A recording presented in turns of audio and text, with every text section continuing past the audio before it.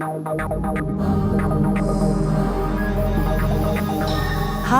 and welcome to the podcast on consciousness with Bernard Baars. Open-minded conversations on some new ideas about the scientific study of consciousness and the brain. I'm the show's producer, Nat Geld. In our first season, we started to explore the brain basis of conscious experiences, animal consciousness, conscious versus unconscious processes, and neurorobotics, along with a special tribute to the brain pioneer Gerald M. Edelman, who received a Nobel Prize in Medicine in the 1970s. In later decades, he spent much of his time thinking about the brain basis of consciousness, and we were honored to record many of our first season episodes in Gerald Edelman's home with his son, neuroscientist David Edelman, as our co-host. I want to thank all of our devoted listeners for your support and encouragement during Season 1 while we were getting our sea legs. We're very grateful to you. Thank you, thank you, thank you. I'm here today with our host, Bernard Baars, acclaimed author in psychobiology, including his latest book titled On Consciousness, Science and Subjectivity, Updated Works on Global Workspace Theory. And to show our appreciation, we're offering our listeners a 50% discount for any edition of his book on consciousness. Just stay tuned to the end of the episode, and I'm going to give you all the details. Bernie is the originator of Global Workspace Theory, GWT, and Global Workspace Dynamics, a theory of human cognitive architecture, the cortex, and consciousness. And it must be said, Bernie is one of the founders of the modern science of consciousness. Hi, Bernie. Good morning. Hi there. Yeah, thanks for this wonderful introduction. Please guide me as we go along, because I'll need all the guidance I can get. You bet. I got my chair and my whip, and we're excited to kick off Season 2 with our amazing guest, and I know you know a little bit about her, so I'm going to hand off the talking stick to you, Bernie. Great. Today's guest for Unconsciousness is Dr. Heather Berlin, who is now working at Mount Sinai Medical Center, doing extremely interesting applied and fundamental brain research. And she is much focused on the very traditional question of impulse control. And impulse, maybe she'll tell us a little bit about the various kinds of impulse control. But what I know about it is basically that everybody, every philosopher, every historian that I know has talked about it, because life has been so chaotic for so many people. And it's not just at the individual level, it's also at the intrapsychic level within ourselves. And of course, at the social level and tribal level, and on and on and on. So this is profoundly important work on a really ancient and enduring problem. And I'll ask Heather to please give us some examples, maybe, of impulse control, when it works well, when it doesn't work, that kind of thing. Dr. Heather Berlin is one of the world's experts on this question of impulse control in the brain. And how did you get interested in the brain basis of impulse control, Heather? Well, first of all, thanks for having me here. This is a real pleasure. And so I got interested in impulse control because I was really trying to look at what traits kind of make us distinctive amongst other primates. And that got me interested in the prefrontal cortex, the functions of the prefrontal cortex, how that relates to personality, and so forth. But one of the major functions is this ability to control our impulses. Now, there's a variety of different definitions of that, or kind of ways to operationalize that. But in general, it's that we have these basic basal, let's call them animalistic desires for immediate pleasure or avoidance of pain. Freud would call them our id impulses. Other animals have them. The drive for food, if you're food deprived, or water, if you're water deprived, or sex, if you're sex deprived, or if you're looking to procreate. And that drives us. It's evolutionarily adaptive, but it's not always adaptive to act on these desires in every circumstance. So we have the roughly speaking, kind of this prefrontal cortex that evolved that kind of looks at what the future consequences of our actions are, or looks at the environmental circumstances and trying to determine or help us make an adaptive decision about, let's say, whether to behave or not, or whether to flee or fight. And it gives us this capacity to kind of override that basic desire for, let's say, immediate pleasure in order to gain some long-term, perhaps greater reward. And that's basically, so you can think of it like delayed gratification is a big aspect of impulse control. And humans seem to have the largest capacity for this than any other animal. We can think the furthest ahead into the future as well, which I think goes hands in hand with this ability. Right. You've just mentioned two important brain regions, the prefrontal cortex and the basal brain nuclei, which are basically little nut-shaped objects at the bottom of the cerebrum. And would you like to help us visualize those two structures? They're enormously important. Well, you can think of, one very important brainstem nuclei is something we call the ventral tegmental area, which is part of this dopaminergic system. So dopamine is a very important neurotransmitter in these reward systems in the brain. So you can think of this brainstem nuclei that's feeding dopamine to these networks in the brain. There's three basic, there's a number of networks, but one very important one is called the mesolimbic system, which is you get the release of dopamine from this ventral tegmental area into the nucleus accumbens, which is this reward pathway in the brain, which is involved a lot in like addiction. Okay, let me, if you don't mind. I'm imagining listeners in the audience who are a little bit baffled by all those words. Let me try to describe it. The prefrontal cortex is the front of the frontal cortex, right? And it occupies what, about the frontal third of the outer cortex, something like that? Yeah, I would say that the frontal cortex, perhaps like the third, and then the prefrontal, is a smaller portion of the frontal cortex. Right. So if I'm clapping my forehead like slap, I couldn't believe this. Right. I'm slapping my prefrontal cortex. Is that right? Yeah. And you can think of this, a very important part of the prefrontal cortex is what we call the orbital prefrontal cortex, and it's right above your eye sockets. If you think about the orbits of your eyes and that part of the brain that would be just above your eye sockets. Right. But yeah, if you slap yourself in the forehead like joy, that would be your prefrontal cortex, which is also why it's most vulnerable to when people get into, say, car accidents and things, because you hit the front of your head and then the brain can sort of shake inside your skull and bang up against that frontal part. And that's why you see a lot of damage when people have, say, concussions or car accidents. Yeah. Right. And the other part that we're talking about, the limbic and the basal areas, if you sort of go directly inward into it's very hard to explain this without a visualization. Well, I see you're gesturing. Yes, and I am. see you pointing at your cheeks from the side. Is that right? Yes. So I'm imagining a line coming from your four fingers that are pointing at your cheeks.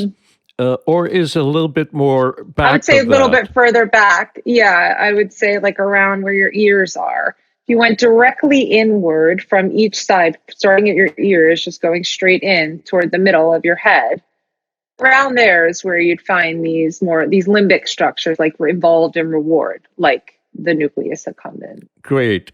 So it's the line between your two ears, and then it's the center of that line, roughly. And there's a whole bunch of structures which are really quite small, but they are enormously powerful. I was wondering if you could give us some examples without telling us who the person is or whatever, nothing personal, but what the type of problem is that one can get from dysfunctions in different parts of the brain. I mean, there's a plethora of different problems. Right. Part of the reason that I got interested in neuroscience and in particular neuropsychology is because I think you can understand a lot about the brain when things go wrong, right? When everything's working properly, Right. it's like your car. If it's working properly, you don't really understand how it's just working. But Yeah. then when something goes wrong, you have to kind of dig in and figure out, like, is it the carburetor? I don't know a lot about cars, but so that was the whole field of neuropsychology, is kind of looking at, okay, well, what happens when a person has a lesion or some damage in this particular part of the brain?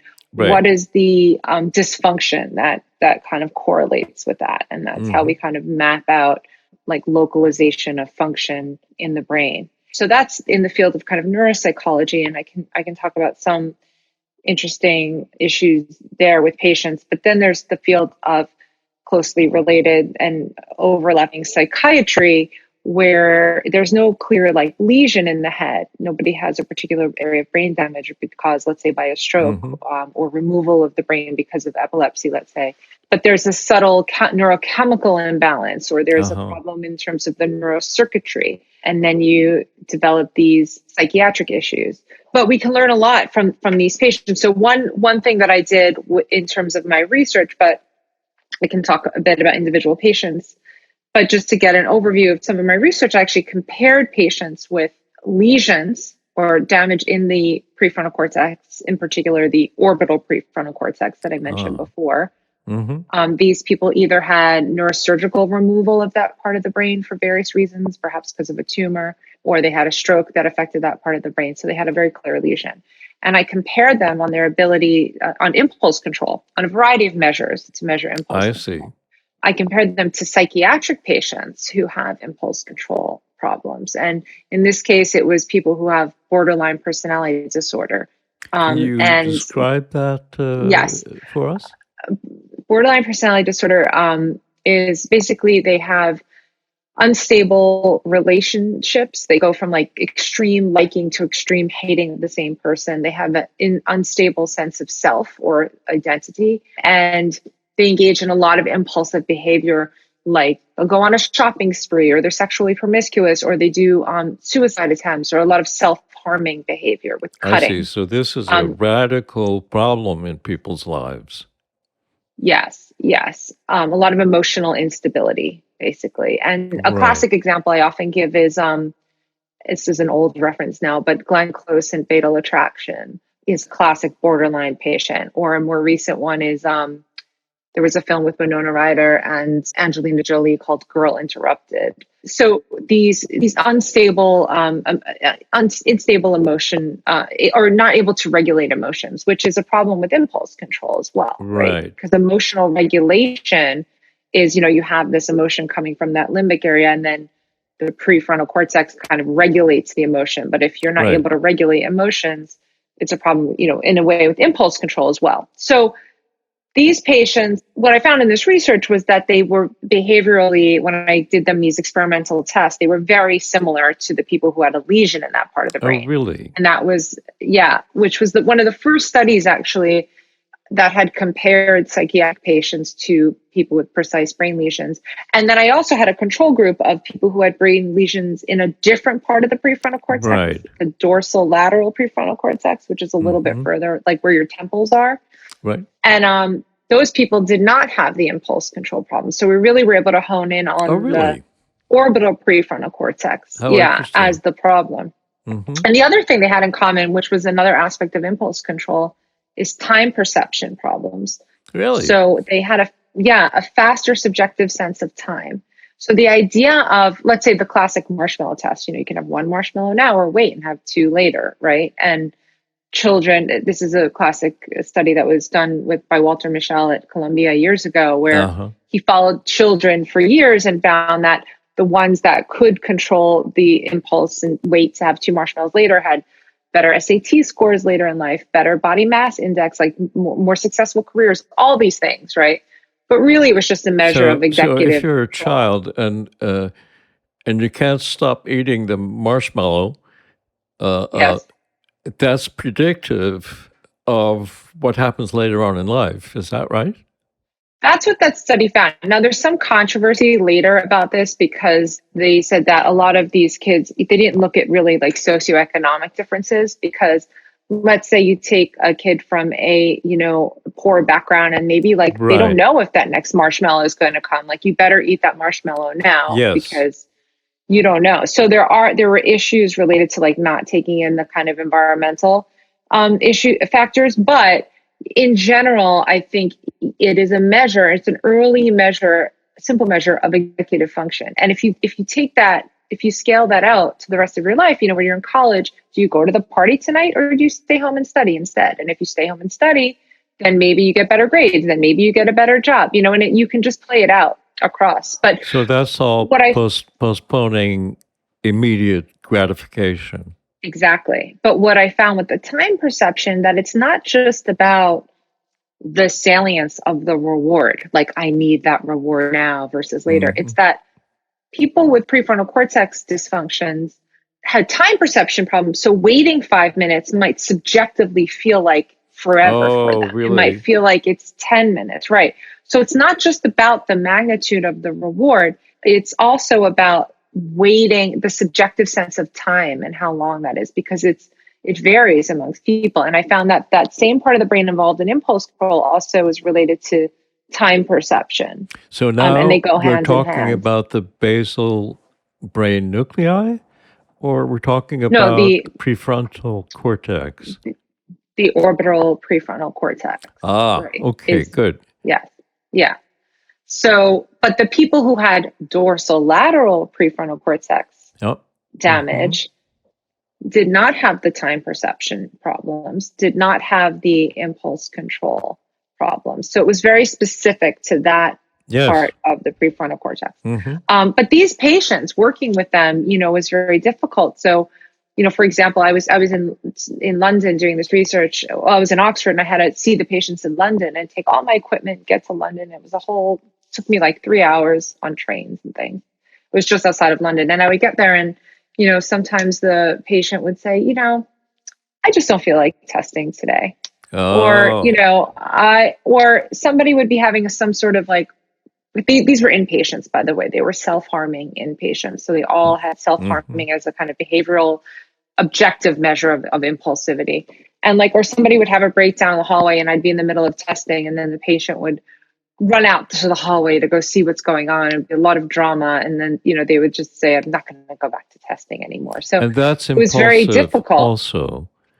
Right. Yes, exactly. It's just sort of acting on your immediate feeling rather than saying I okay, see. I feel like I'd like to go help that person in the hall, but maybe this is not a good moment and I should wait until I'm done with the Hmm. test, right? But they can't seem to override that. They just go with what they're feeling in that moment. Interesting. Um, what's interesting about borderline patients is that, and any personality disorder for that matter, is that they're very hard to treat because they tend to be kind of Right. lifelong, right? Because if you think about personality, it's ingrained in so many parts of who you are, and there's a genetic component that Right. it's very difficult to treat. And so, after working with these patients for a long time, I realized that me personally, I wanted to have a bigger impact on people's immediate lives, and I started getting interested more in compulsive behavior, like obsessive compulsive disorder, because I found that they were more amenable to certain types of treatment, like exposure therapy. I see. Um, So now you're yeah, shifting from personality disorders, which tend to be incredibly persistent and long term and hard to change. And you're now looking at a patient population that hopefully is going to be more amenable to treatment. yes. But there's a lot of overlap. So first, it was a gradual process. I was very interested in impulsivity. And then, I mean, I still am. But then I said, how does this relate to compulsive behavior? And there's a lot of overlap. Generally speaking, you can think of impulsive behavior as sort of like wanting immediate gratification right now, and that overrides everything. Right. Whereas compulsive is trying to avoid something negative, Oh, doing a really? behavior That's in order to interesting. reduce anxiety. Yeah. So, So a a person, yeah, compulsive, sorry to interrupt. Uh, yeah, uh, I just, as usual, I'm trying to see if we can get some increased clarity for people who are not familiar with all this. These are very classical questions, right? They're very deep, traditional questions that have been enormously difficult to help people with. And so, impulsive and compulsive. And I think, correct me if I'm wrong, I tend to think of impulsive as the marshmallow problem for children, where you basically ask the child to wait or to do something else before they eat that delicious, wonderful, sweet marshmallow. And with compulsions, you're kind of driven to do things with the imaginary fear that something terrible is going to happen if you don't check the lock on the outside of your door more than once, one time, two times, three times, four times. You keep on going back to your key in the door lock just to let go of some of that fear. And it's repetitive, right? yeah. So what it is basically you're engaging in a behavior, which we would call the compulsion, in order to reduce anxiety. And the anxiety is usually related to the thought, which we would call the obsession, and also usually related to some form of uncertainty. So if you have a thought, let's say the thought, the obsession that keeps popping up in your head, unwanted thought Right. is, did you close the door? Are you sure you closed the door? You don't, because normally our brains, there's a certain loop in our brain that gives us that feeling of certainty. Like when Right. you, and also a feeling of completion. Like when Yes. you brush your teeth in the morning, you're not putting on a timer so you know when you're done. You just hit a point where you're like, oh, that feels like it's done now. Or when Right. you're in the shower, you get to a point, you do a kind of ritual and then you say, okay, I feel like I'm done. And other animals have that too. Cats, wipe their ears in a Right. certain way and they do it a certain number of Like times. And self-grooming. exactly. And that is a circuit in our brain in a part of the subcortical brain, a part called the basal ganglia, which is involved in that process, which is adaptive. But like most psychiatric illnesses, it's like something adaptive that then goes awry. And Right. And that's a this is the whole really field. important thought. So we have even our remote ancestors before hominids, before humanoids, there was a whole suite of adaptations that our ancestors had to have. And most of those, at least many of them, were for predictable jobs that we need to get done, like self-grooming. If you're a cat, you need to do self-grooming for a variety of reasons. Being clean is one of them. Getting rid of pests is another one. But also self-soothing, perhaps, so you feel good, all that kind of stuff. And those are kind of routines that we learn. And once we learn them, most of the time we don't have to change them. Then we start confronting more novelty and more challenges. So tell us more about how we adapt to all that. Well, if some of these circuits are out of whack, let's say, there's either imbalance of a neurochemical or the neurocircuitry, then we have these ritual behaviors, but there's no feeling of, oh, it's complete, I can stop now. Or let's say you have a self-soothing behavior, which is, grooming, but they over groom to the point, or maybe they start picking their skin or picking Right. their hair, or so there's that aspect of it, that behavioral aspect, but there's also the uncertainty and the reassurance seeking in some people. So it's, did I, lock it? I got to check. Oh, I'm not sure. It doesn't feel right. I got to check. I got to check. Or am I going to get this deadly disease? I don't know. Did I, I got to wash my hands. I have to wash my hands again and again and again. And so I see. the behaviors are a way to decrease the anxiety that's Right. produced by the thought. So you have the kind of repetitive behavior aspect of it and that ritualistic, but you also have those anxiety reducing behaviors, that are meant to soothe and to reassure. The Right. reassurance is the huge part of it. Yeah.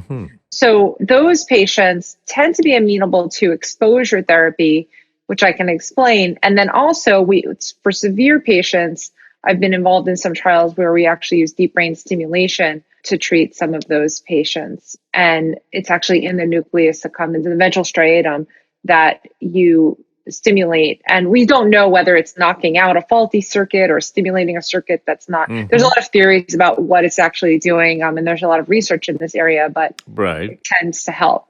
It tends to help these patients. Yeah. Heather, what do you mean by deep brain stimulation? I wondered if you could walk us through that so that everyone is on the same page with you and we have a clear understanding of it. Yeah. So certain patients who have tried everything, whether it's psychotherapy, different treatments like SSRI or serotonin reuptake inhibitors, or the first line kind of neurochemical treatments, and they don't work and they're very severe. The next line of treatment is what we call deep brain stimulation, where it's minimally invasive surgery. You basically drill these two little burr holes in the skull. You're out. The patient is under anesthesia for that. And then you slip in these tiny thin little wires with electrodes at the tips of them that can stimulate certain parts of the brain. So you can implant these electrodes, and then the wires go just under the skin and then are connected to a little battery pack that's implanted in your chest wall. And then you can control those stimulators with a remote control. Not you, but the doctor can. And we can turn it up, we can turn it down, there's 4 little contact points, so you can slightly vary the location of where the stimulation is happening. Usually it's implanted bilaterally, that means in both, one in each hemisphere. And it can, as I said, stimulate, but stimulate might act as knocking out. So if you stimulate at high levels, that can actually work to knock out a connection. And so whether it's because it's working because it's excitatory or inhibitory, we're still kind of playing around with that. And we're finding some interesting things, like certain people who have implants this started out with Parkinson's and movement disorders. We were placing them for these movement disorders. But sometimes if they're turned up too high, so it helps with the Parkinson's, but then they get impulsive issues. So it's all very delicate in terms of where exactly it's inserted and where you're stimulating and how high or how low. So right now it's still early days in terms of how, we're learning about it. I mean, science is often an art as well as a science, but it really can have significant effect and impact on people with not only OCD, obsessive-compulsive disorder, but also people with intractable or untreatable depression as well. That's interesting. And that you would normally imagine that depression is an emotional problem, or maybe, I guess, one of the technical terms that people use right now is social defeat. So that if you're a rat in a cage and you're trying to meet a fellow rat and impress him or her to satisfy your biological drives, and at some point you get frustrated in that process, and you get locked out of that relationship because rats are social, the rat goes into a kind of a classical posture, right? The kind of defeated hangdog, let the head hang down, and the body chemistry changes. And that's at least an experimental model of depression. And of course, it's not identical to many things that human beings go through, but human beings also have somewhat similar life situations. And so this is a surprise, because I did not think of this as an impulse control problem or a compulsive treatment problem. So how are they related? So I wouldn't put it in the category of impulsive or compulsive. The brain area that we stimulate for depression is different. It's not in the nucleus accumbens or ventral striatum. It is called Brodmann area 25, which is anterior cingulate, which is a structure within the prefrontal cortex, and it tends to be the white matter that you're stimulating. But with depression, the severe kind, so some of these depressions that we can induce, or depressive-like behavior that we can induce, let's say in rats, might not be the same kind of severity as the kind that we see in the patients who need the deep brain stimulation. And those might be more of a kind that is more genetic, where they have a genetic predisposition, and then a let's say, a defeat paradigm where like negative social interactions can be the spark that, so with everything in psychiatry, we call it the stress diathesis model, where you have a sort of diathesis, which is like a predisposition, let's say a genetic predisposition, and then you have a stressor, and you stress somebody who's already vulnerable, and then the illness can manifest. So the stress is coming from the environment, perhaps.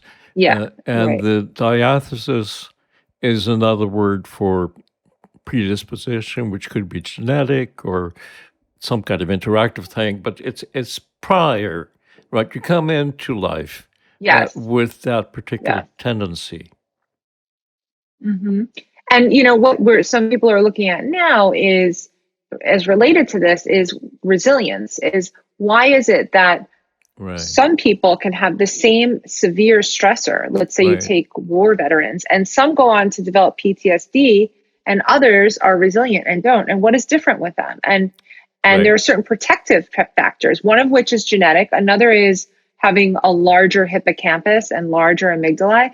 Now, is that because, were they born with that as a protective mechanism? Or perhaps when they were growing up, because if high cortisol levels in children can affect cortisol development. is the stress hormone, right? Yes, right. So if you're exposed to a lot of stressors early in life, environmental stressors, you will release cortisol, what we call glucocorticoids, and they affect the development of the hippocampus, the memory part of the brain. Right. So if you're exposed to a lot of stressors early on, you might develop a smaller hippocampus and therefore be less protected later in life when you have further stressors. So it all kind of is interrelated, right? What happens to your environment and what your predispositions are, and they all kind of come together. But so with depression, I do think there are certain types of depression that are induced because of environmental circumstances, but sometimes when those interact with a genetic predisposition, you can get these very, very severe types of depression that are not amenable to the traditional drugs, and then they need to go this step further for deep brain stimulation. And Helen Mayberg, who also actually I work with at Mount Sinai, she's there now and working on this, is the one who discovered that this area 25 via neuroimaging studies was the main area within a circuit that seems to be involved in depression, that it's a node within a circuit. And that was the idea behind trying to stimulate this area. And then it got had very good results. And that could be genetically shaped, the area 25? Yeah, I mean, it's hard to say, it's like what came first, the chicken or the egg. If it's, it's probably a combination of both genetic and environmental, and the way it developed over the course of a lifetime and the connectivity. Mm-hmm. So there's probably a lot of factors involved. And as I said, it's part of a circuit, and people are experimenting with different targets. So each psychiatric disorder that is amenable to deep brain stimulation treatment can also have different targets that might work better or worse. And not every psychiatric or neurological illness is going to be, deep brain stimulation will not always be effective. Like, for example, autism, where you see it's a difference of structures in the way the brain is connected in many ways. There's no one place you can kind of intervene that would help. Yeah. Right. Psychosurgery has gotten a very bad name and a bad reputation from obviously films like One Flew Over the Cuckoo's Nest, and, with frontal lobotomies and things where people were doing very rough things to the brain. But the way I see it now is it's actually minimally invasive. It's reversible. It's adjustable. So, for example, what they used to do for severe OCD, and when I say severe, I mean, these people cannot leave their house. They are non-functional. Because it's very they severe. Need to keep washing their hands, or they. In some cases, mm-hmm. Yeah, there are different subtypes of OCD. They're the checkers, they're the contamination type, which are hand washers. But let's just take a contamination type one. There's been a patients where they literally can't. It will take them 3 hours in the morning just to do a bathroom routine. Right. Or if you get them into the office, they won't sit on the chair because of fear of contamination. You'll do the whole interview standing up.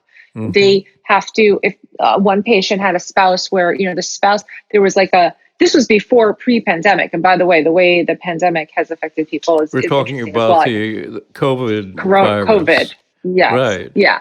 So pre-COVID, this would be a decontamination center, let's say in the garage, where the husband had to strip down all of his clothes, right, when he comes back from being outdoors, Uh-huh. go straight into the shower and decontaminate and put on fresh clothes before even coming, near the wife who has the And this is OCD. essentially psychological, right? Or let's say it's Yes. either brain and or psychological, but it's not as if the husband is necessarily dirty or infected or whatever.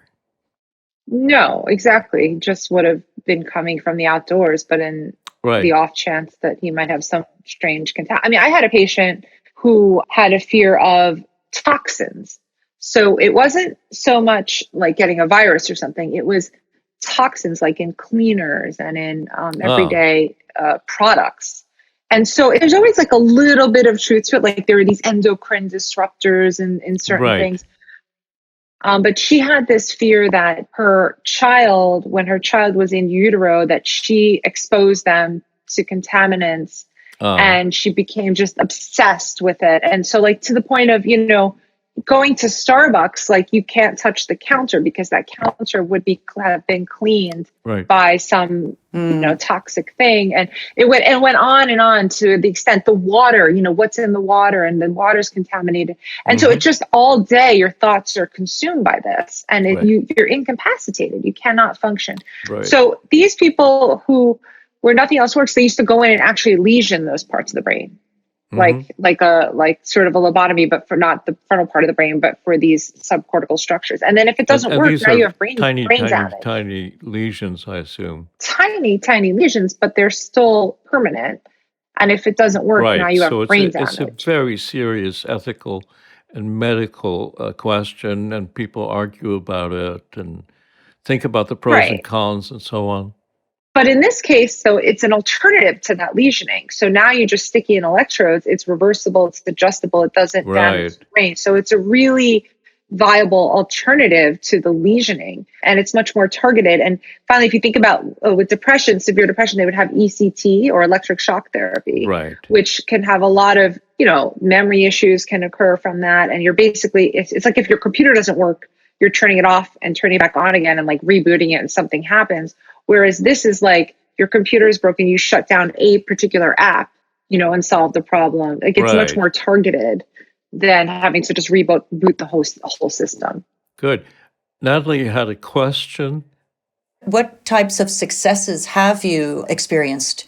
Yeah, I mean, there's a huge success rate. I think it's about 40 to 50% of patients with like severe untreatable depression have a really significant response. And it's about 60 to 70% of patients with severe OCD have significant improvement. So it's a huge difference. And if you think about it, these are people who, I mean, some of which have been inpatients, have been on every drug, have tried, with depression, you have to have tried and failed ECT or electric shock therapy to even be eligible. So they've kind of, nothing has worked. And they, like, let's say for the depression, cannot leave their house, or in bed. To have the kind of improvement where now they can function and go outside, and the same thing with the OCD patients, it's remarkable. And by the way, we test out these stimulators in the operating room. So that we actually wake up the patients during the surgery because the brain itself can't feel any pain. Like, even though it's the pain center of our body, it itself can't feel any pain. So once you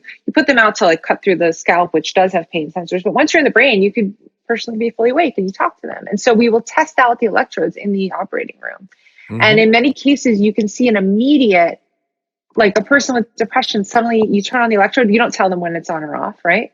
And their whole face lights up. And they say, like, and you say, what do you feel like? And they say, oh, it feels wonderful. It feels like I won the lottery. It's so great. And like, as they're talking, you turn off the electrodes and you just see their whole affect go right back down Really? to flat. Wow. It's so remarkable. And so you're really going in, it's getting away from, with neuroimaging, which we've done now for the last few decades, which was a huge significant advance in neuroscience, but it was correlation, right? This part of the brain lights up when, you do this task.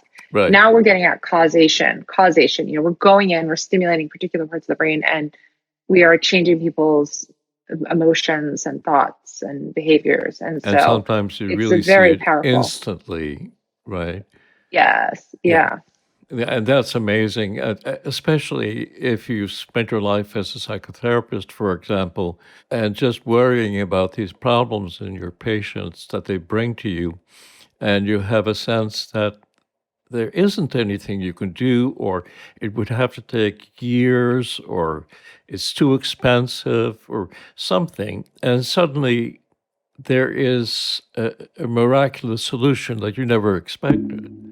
Yes. For me, I came at it interestingly the opposite way, where I've spent the majority of my career as a cognitive neuroscientist, interested in Yes. the brain and consciousness and unconscious processes and how they affect people. And from there, I started working with clinical populations to try to understand the brain better.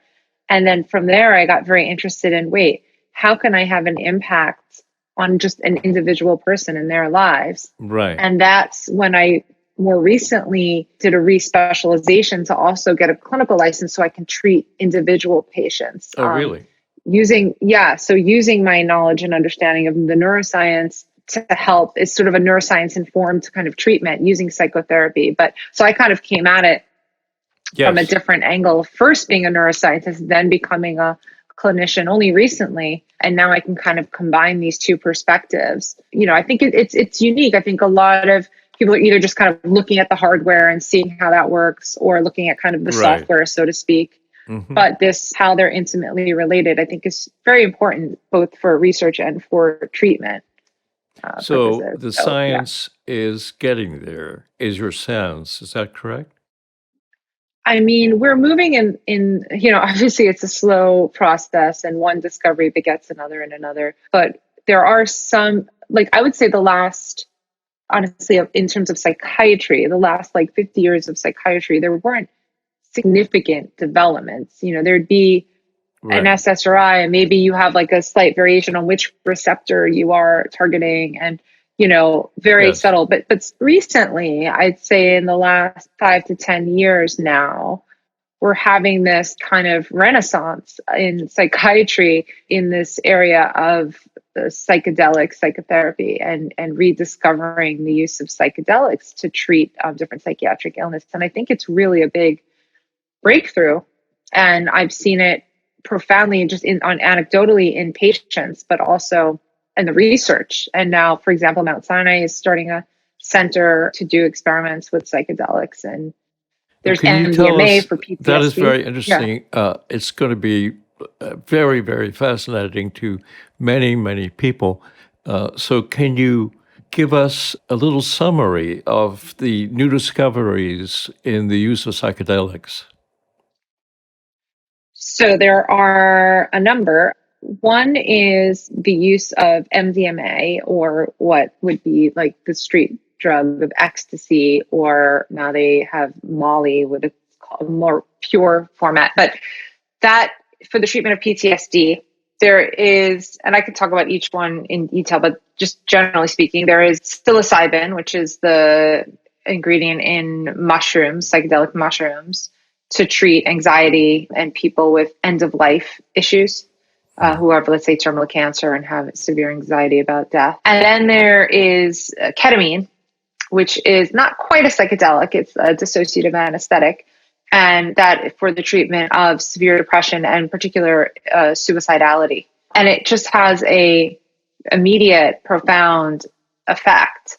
Now it's just been FDA approved, the ketamine, as an intranasal spray called escitalopram, which is now being used as a treatment for depression, but they have intravenous. People go in for like a intravenous ketamine treatment for depression. So those are the major ones right now. But you can do one session with a psychotherapist, let's say, of MDMA, or 1 to 3 sessions, and it can really have a long-lasting effect. And now, the more recently, people are looking at DMT, or the ingredient in ayahuasca, as a treatment as well for certain psychiatric illnesses. And there are new studies now looking at, yeah. So this is kind of a revelation to the patient who's been suffering from this condition maybe for a long time, and there's a lot of pain and negative effects on other people also. And suddenly you drop acid in the old 60s slang, Right. or you take MDMA and you take it in microdoses. Is that correct, or what? No, actually, it's not in microdoses. It's actually, you take a kind of a dose that would give you an effect. We find that actually the microdose, so some people like at Silicon Valley and whatnot, or it's this trendy thing to do microdosing, especially out there on the West Coast. But that people say Well, they're we more know what they're like. those West Coast hippies. No, Yeah. they say it makes them more creative, but actually studies show that that's not necessarily the case. Actually, when you do these microdoses, you don't get that creative effect. But at the slightly higher doses, where you do get a kind of psychedelic effect, an out-of-body experience. So part of it is, well, each drug is different. Part of it, let's say with the psilocybin or the mushrooms, we think that some of the effect has to do with the dissolution of the ego. So when you dissolve the ego, that's a charged phrase, and I'd love to get a little bit more clarity on that.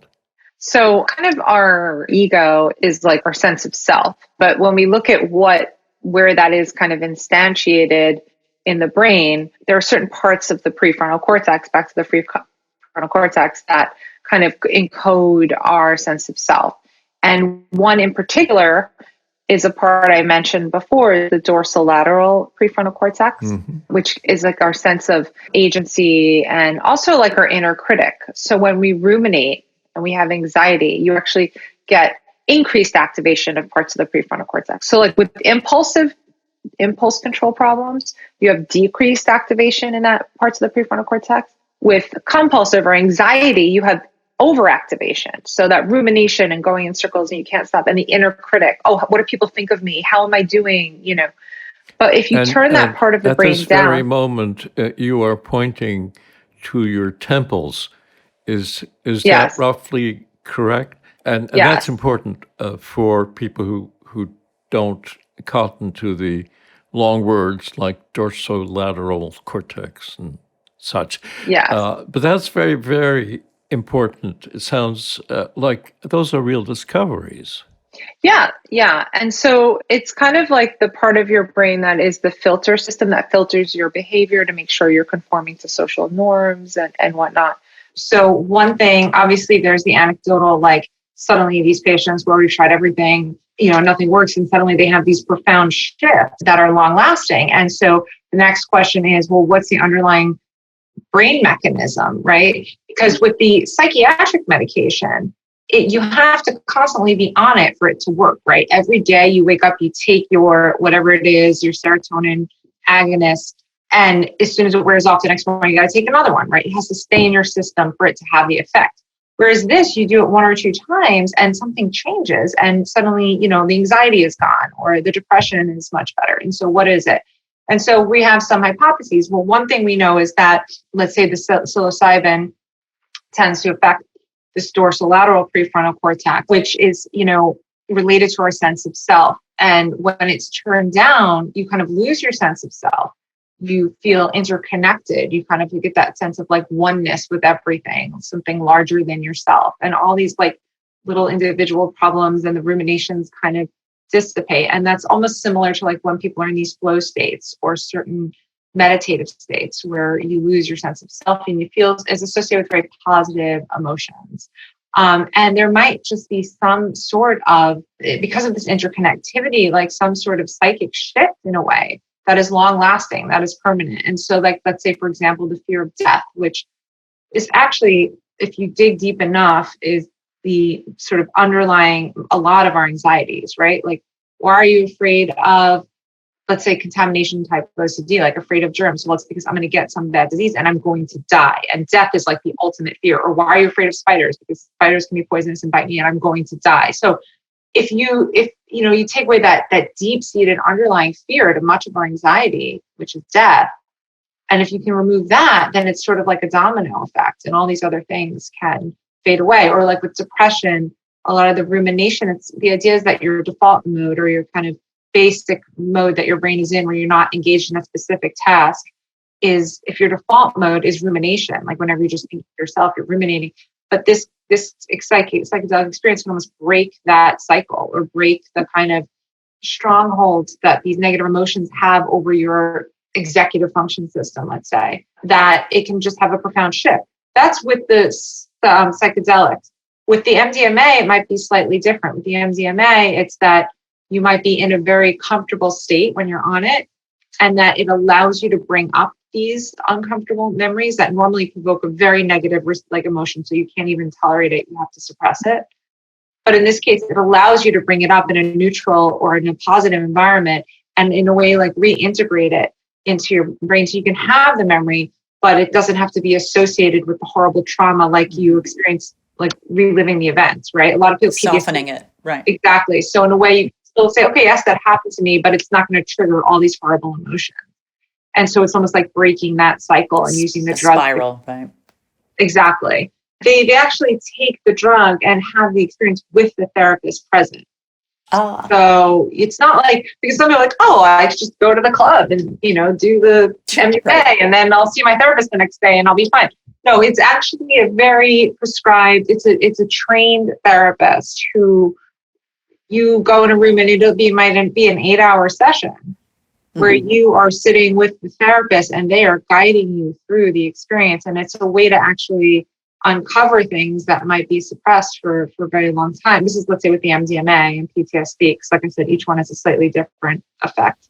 But and the same thing with the psilocybin, the therapist is there. So it's therapeutic, it's psychedelic assisted psychotherapy. So you're doing the psychotherapy while you're being assisted by the drug. And then you take that information you got during the sort of drug induced session, and then you can then carry that out forward to other sessions where you don't need the drug anymore. So now you can work on those issues that came up in that other setting. So there's a lot of pieces to this, and we're still trying to figure out why it has such an impactful effect. But I think part of the effect, it's not necessarily the drug itself, which is like with the serotonin, you need it every day.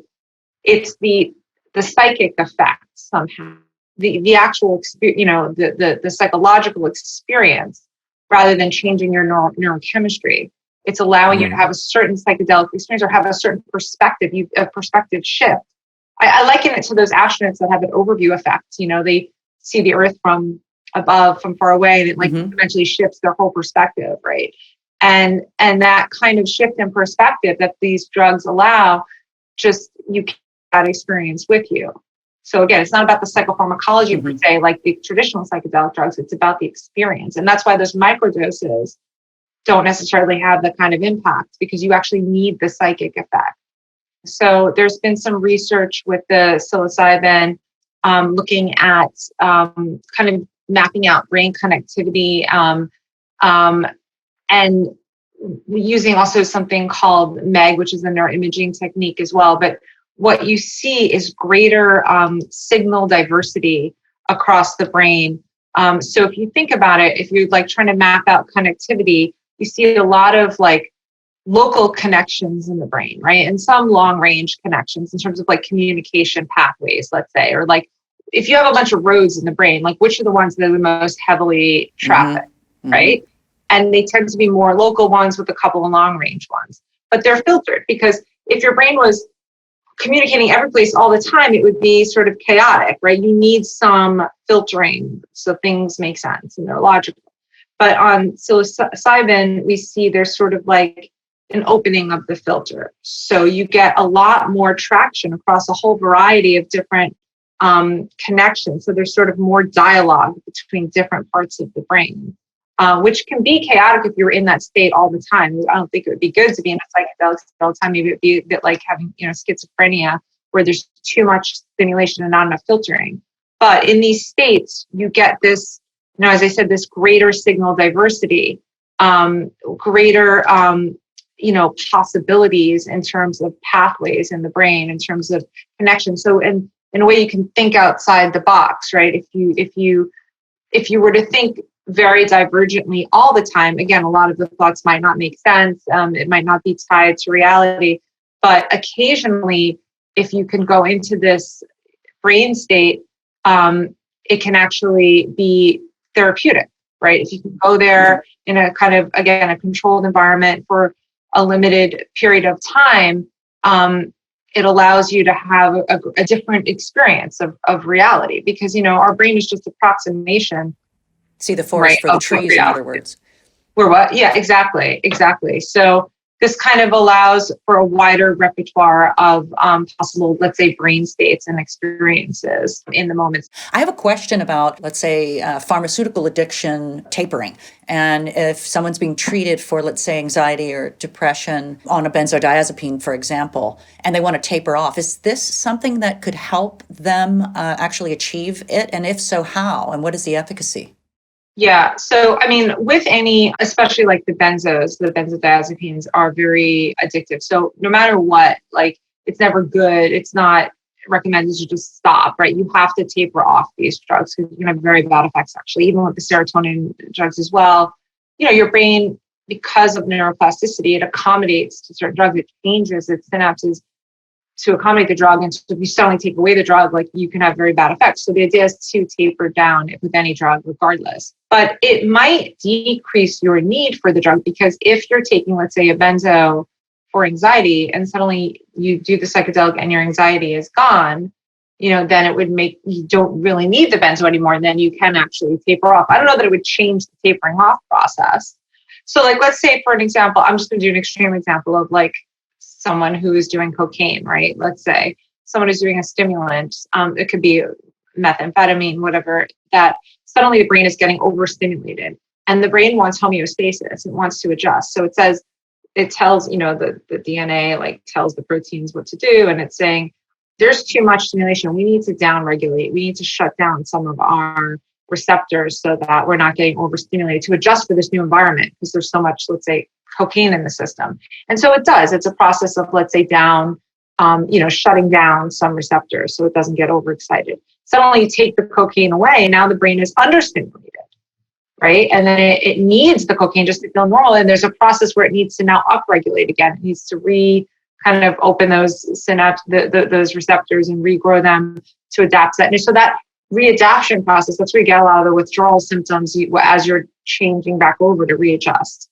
So, I don't know if these psychedelics will help with the withdrawal symptoms with drugs, whether it's coming off the benzo or other drugs. I do know, though, there are stories with people with, let's say, addiction to heroin, who go down to South America and do ayahuasca, and, it breaks their addiction cycle.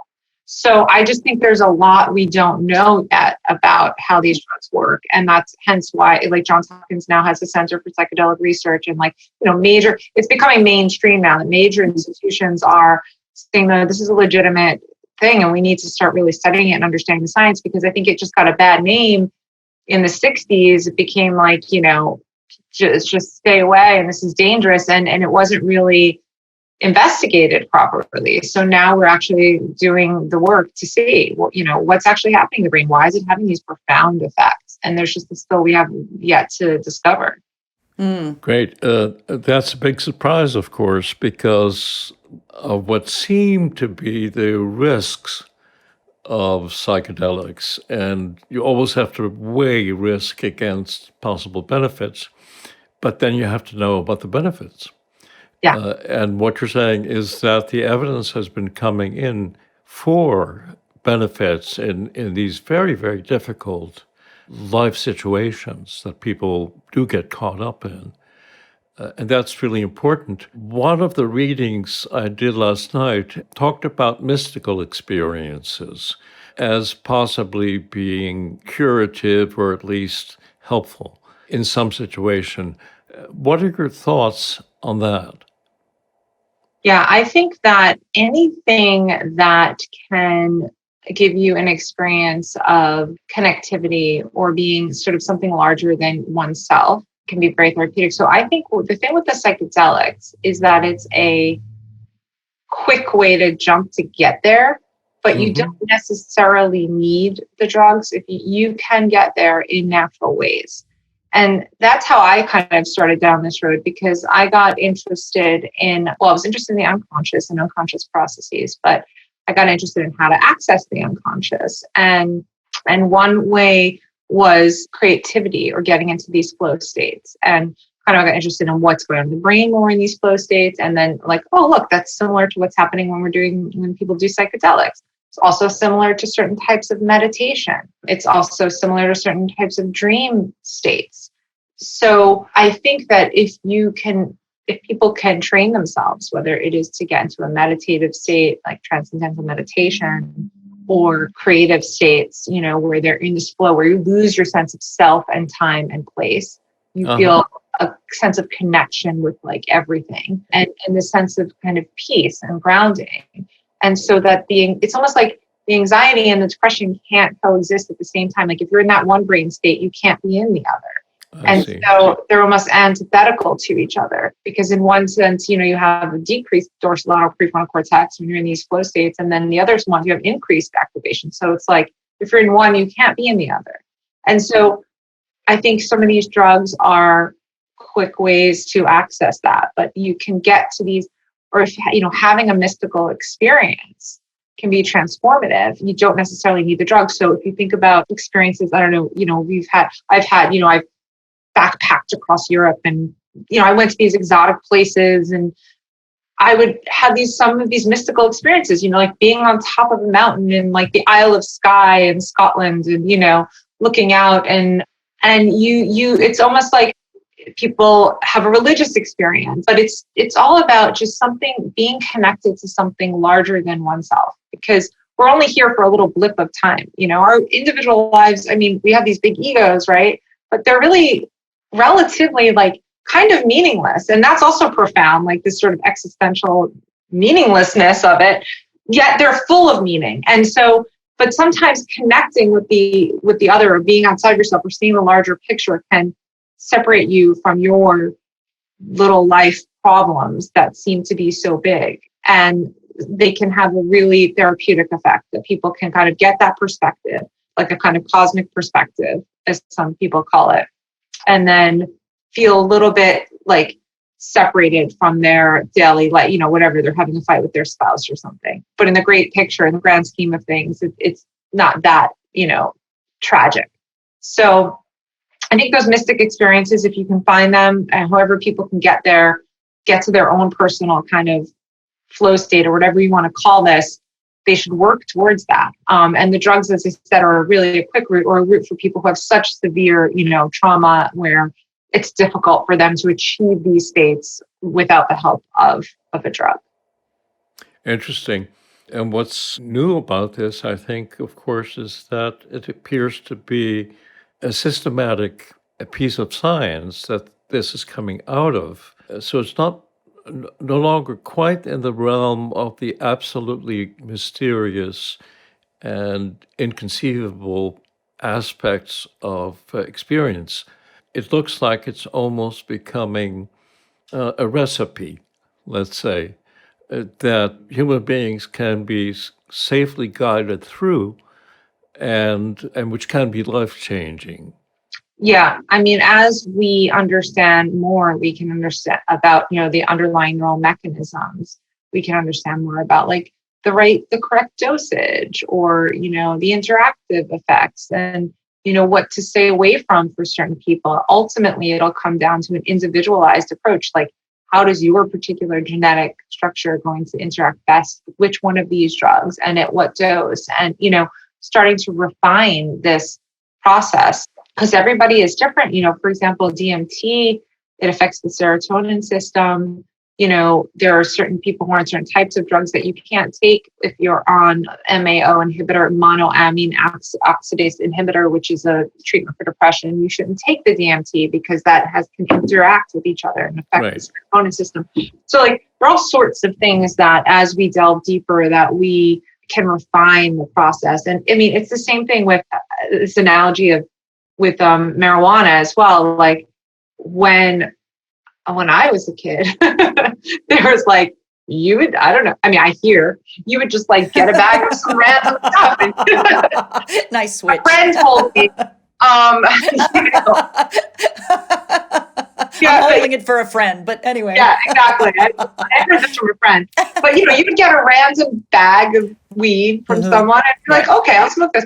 Now, like, I remember like going to Amsterdam, and this was only, you can only go to Amsterdam for this, but you can like order it on a menu. Oh, I want this particular strain of, weed that makes me more relaxed, or this one that gives me more energy, or a combination of the indica and whatever. I mean, you West Coast people probably know more about this than me, but you can order it on a menu. It's refined, which strain, which has what effect, and so it's kind of the same with this. It's like, as we start to understand it better, we can streamline the process and maybe get rid of some of the negative side effects as well. Like, some people are afraid of psychedelics because they might have a bad trip, right? What if we could like remove a bad trip, or somehow, play around with the chemical structure so that it's always pleasant and it doesn't induce anxiety. So yes, I think the more we know, the better we'll be able to refine the process. Yeah. Groundbreaking, really. So Heather, if there was one word that you could choose to reflect your thoughts about this, what word would you choose? Just so difficult to reflect my thoughts throughout this entire discussion, is what we're saying. Well, whatever, Okay. something that's on the top of your mind. Okay, I would say possibility. Good. That's great. Wonderful. That is, and it's possibilities that never existed before, I think. Is that correct? Yes. Enhancing this our is- own possibilities and our individual lives, and us as, a human species, what is possible, and sort of trying to create greater possibility within us individually and us as a species as we continue to evolve. Yeah. Great. Well, thank you so much. And Natalie, do you want to? Gush all over Heather because we love her so much. Yes. You are just so brilliant. And we are so grateful to have this time with you. And thank you for the beautiful word of the day, possibility. Let's all say it, possibility. Love it. And love you so much, Heather. You are such a bright star and a genius, and we're just so grateful to share some time with you. And we hope you come back with some more new news as it unfolds in your extraordinary career in your life. And thank you so much. Thank you. Thank you, guys. It's been a pleasure and an honor, and I'm happy to come back anytime you'll have me. So thank you. Great. Yay. Okay. Thanks, Bernie. Can you sign us off to our listeners, please, in the beautiful way that you do? I can try. This has been a podcast on consciousness produced by Natalie Geld. Heather Berlin has been our wonderful guest who has opened up so many possibilities that I never believed in before, but they're seeming to be becoming possible. And I'm Bernard Baars for On Consciousness, and hope you enjoyed this session.